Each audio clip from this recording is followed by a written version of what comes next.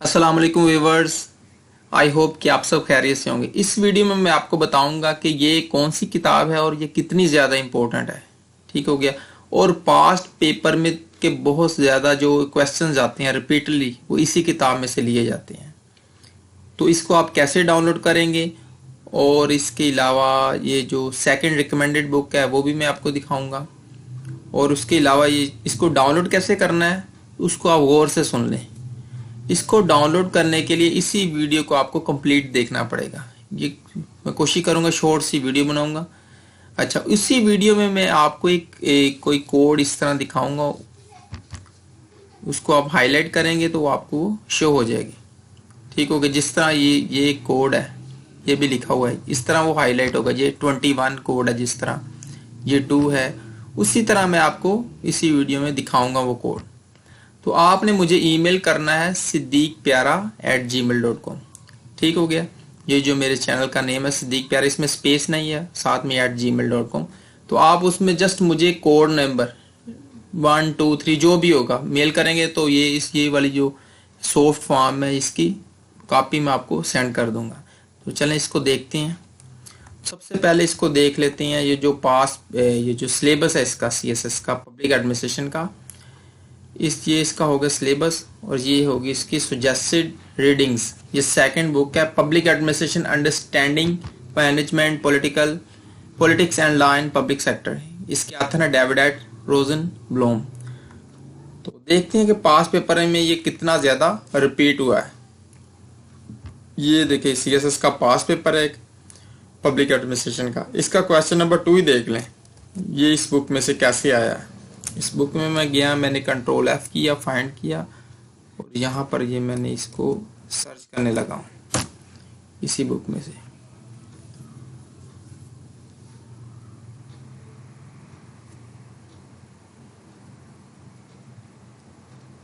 Sorry, ये मुझसे copy नहीं ठीक से हुआ था, इसको मैं दोबारा से कॉपी कर लूँ। Control C, control F, control V, enter. ये देखिए सेम ये जो question, traditional managerial approach to public administration stresses the need for rationality in decision making. ठीक हो गया। ये देखिए यही चीज, ये साथ में दा का इजाफा। The traditional managerial approach to public administration stresses the need for rationality in decision making. ठीक हो गया। अच्छा, इसके बाद एक क्वेश्चन में पूछा कि list and discuss the necessary steps to be taken to develop a rational comprehensive model in decision making, also give a specific comprehensive and logical critique of the same model. इसी में ये देखें, ये सारा कुछ इसका दिया गया है। ठीक हो गया। और इसके अलावा क्वेश्चन नंबर 3 को चलते हैं, देखते हैं। There is a point of view given by some scholars that traditional bureaucratically organized administration is broken and इसको मैं बस इतना सा कॉपी कर देता हूँ। ये देखिए कंट्रोल F, कंट्रोल V, ये देखिए, ये देखिए। It starts from the premise that traditional bureaucratically organized public administration is broken and consequently the public has lost faith in government. ये देखे ना, वही चीज नहीं है। There is a point of view, उन्होंने खुद लिख दिया that some scholar that traditional bureaucratically organised public administration broken and inefficient and consequently the public has lost faith in government institutions। और इसके अलावा चौथा जो सवाल है इसका, वो कमाल का, leadership is a process and not a position. ये देखिए, ये भी इसी किताब में से लिया। ये कंट्रोल F, कंट्रोल V, ये देखिए नीचे इधर सर्च हो रही है इसकी। अच्छा, ये देख लें, leadership is a process not a position. ठीक हो गया। It is ability to influence a group towards the achievement of legitimate goals. ठीक हो गया। तो इसके अलावा इस क्वेश्चन में पूछा गया कि आइडेंटिफाई 3 phases ऑफ डेवलपमेंट और leadership theories also mention some of common traits, qualities and skills of effective and exceptional public administrators.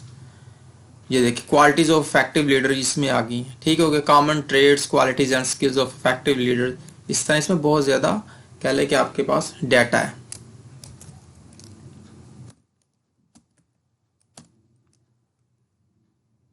और ये है इसका कोड जो मैंने आपको बताया था। ठीक हो गया। अच्छा, इसको आपने मुझे ईमेल करनी है। अच्छा चलें क्वेश्चन नंबर 5 को देखते हैं। Public administration is an activist part of government. इसको भी हम सर्च कर लेते हैं। ये भी इसी किताब में से आया। यानी मैं आपको बताना चाहता हूँ ये कितनी इंपॉर्टेंट किताब है। अगर आपसे हो सके तो लाजमी इसका मुताला करें। ठीक हो गया। Public administration is an activist part of government. ठीक हो गया। बाकी चले ज़्यादा टाइम नहीं वेस्ट करूँ। इसके अलावा ये 6 और 7 इसमें पहले इसी में से आए लेकिन इस तरह एग्जैक्ट नहीं आए। क्वेश्चन नंबर 8 देखें। Right a comprehension note any two of the. ये तमाम चीज़ें भी इसी किताब में पढ़ी। साइंटिफिक मैनेजमेंट, ये देखिए इसको भी सर्च कर लेते हैं। कंट्रोल साइंटिफिक मैनेजमेंट, नहीं इसका पूरा एक टॉपिक है।